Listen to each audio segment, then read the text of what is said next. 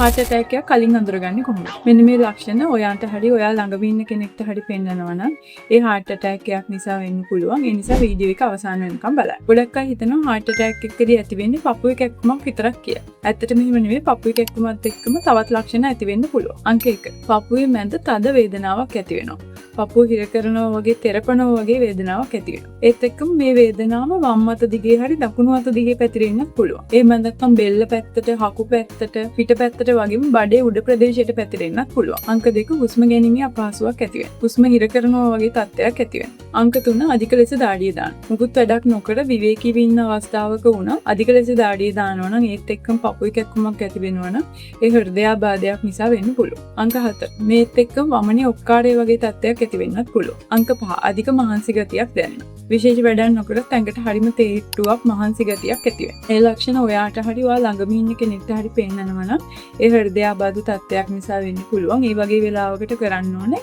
රෝගියාව සංසුන් කරවලා රෝගියාව හාන්සි කරවලා වහාම රෝහලකට අරගෙන ගිහිල්ලා වෛද්‍ය ප්‍රතිකාර ලබා දෙන්න.